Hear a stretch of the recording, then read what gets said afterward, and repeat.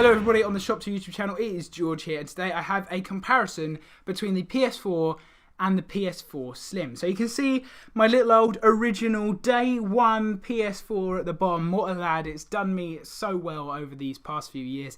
Is kind of on his last legs though, so I'm looking forward to the PS4 Pro and these whole new round of PlayStations to get my hands on and really get into. But yeah, so they are pretty similar form factor wise. They are pretty much the same shape. The main difference you will notice is the position of everything and the overall style. So you can see from obviously right now that it is a little bit shorter on the left hand side, and it is also quite significantly shorter on from this angle here. So from here to here is lots bigger than here to here, which is, you know, quite nice because I like it when they're slim. I'm not too worried about the size like that way, but if they're slim, it makes them look cool, makes them look stylish, and especially if you're having it this way as opposed to having it on the stand, it's going to look really, really cool under your TV or wherever you've got it. So the first thing, as I said, you will notice is the size, and there's also the two USB ports are here for the PS4, and they are here and here for the PS4 Slim, which is kind of interesting. I don't know why they're so far apart. I kind of like that they're two next to each other on here, because when I miss this one, I tend to get it in that one, if you know what I'm saying. And then, you know, you kind of got a long way to drag it all the way over here, but I don't mind, as long as there's still two USB ports. It could be another one on the back, that would be kind of helpful, if I'm honest. But it's not the end of the world. You've got the two touch buttons, one here, obviously power and eject for the PS4. And one thing you probably won't be able to see very well is the two buttons are here for the PS4 Slim. I don't know if you can hear me press them, but they are obviously a button, which I like. I prefer a button to a touch button, if I'm honest. And also the eject button is just here. I'll move you in a little sec. Okay, so here you can kind of see the eject button. It is very small, if I'm honest. I've focused it on my finger there, but it is very small. Look at my shirt, it's pretty cool, don't you think? But yeah, it's pretty small compared to obviously the larger touch button on the original PS4. So that's pretty much all the differences from the front that you're going to be able to notice. And I think it still has the circular bulge on the side that I'll come to in a second. Okay, so from the side you can see what I'm saying about the form factor. Still this nice diagonal shape, but obviously it's a little more spiky on the original PS4. You see here it's nice and rounded there. That is kind of sharp. I've never really had a problem with that, if I'm honest. But yeah, it's just nice, little neater, smaller. It kind of fits on top quite well, actually. If you were going to have both, you could have one on top of the other and make it look like a PS4 Pro. Maybe it'd look a little bit like a PS4 Pro, I don't know. But you still got the round bulge here. Obviously, it's a lot closer to the front than it is down here. It's right there. That's the center of it, and it's here on the PS4 Slim. I don't know what that is, but if I opened it up, I'm sure I could find out.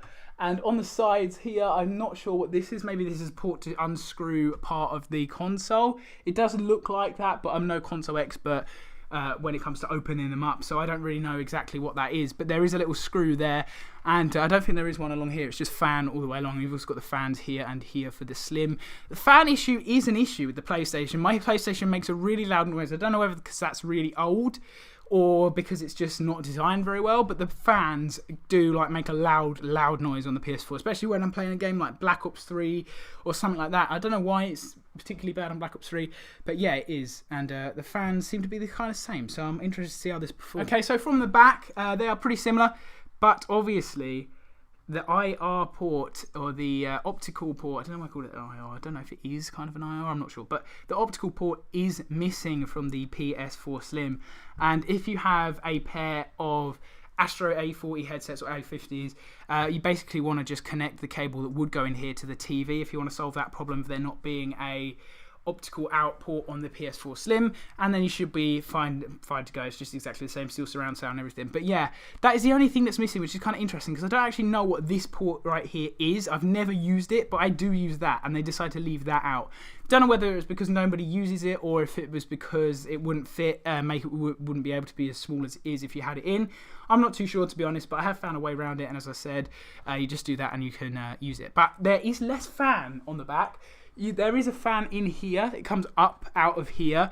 But obviously on the PS4, you've got here, all the way along here, and along the bottom here, which there is fan. And the groove is less significant on the back of the PS4, so there is no fan that comes up out of there, but there is in here on the Slim.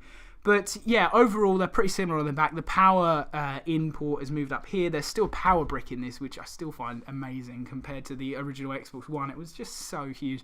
And to be honest, the Xbox One S, although it does look, I prefer the looks of the Xbox One S. It's PS4 and it's still a lot smaller. But yeah, that's just my personal opinion. So yeah, power port there and the power port there. That's pretty much all there is. And I'm pretty sure this flap here is how you get into the console. But obviously I'm not going to try that. I apologise for the washed out camera here. But now we're looking at the top of the two consoles. As you can see, there's no replaceable faceplate on the PS4 Slim as there is on the PS4, which, you know, I've never really used it, but if I was going to buy one, it's kind of nice to have it. Obviously, you can just take that straight off, and there is the hard drive port, which I may have to replace in the future to get a bigger hard drive on it.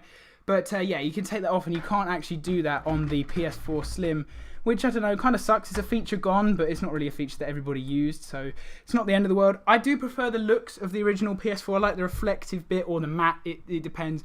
And also you've got the nice little light bar that comes right across the top, which I do like, and that is in the PS4 Pro. However, I'm not sure if it's in the PS4 Slim, so I have to power it up to have a look. But I do like that light bar, and also the light bar on the controller, which I'll come to in a very short period of time. But overall from the top, obviously it's a little bit smaller, it's thinner from the top to the bottom vertically if you are looking at it from the front, and it's flat down, face down.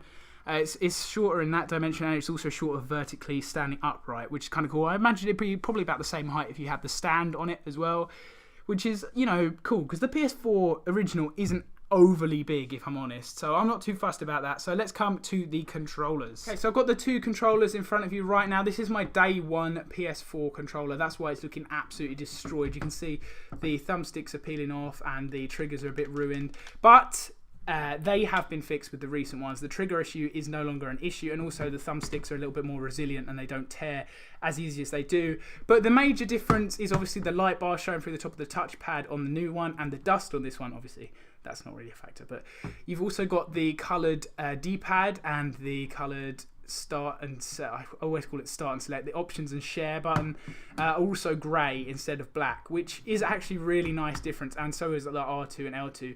It shows up a bit weird on the camera, but it actually looks really good in real life. It kind of looks like how it should have been, if I'm honest.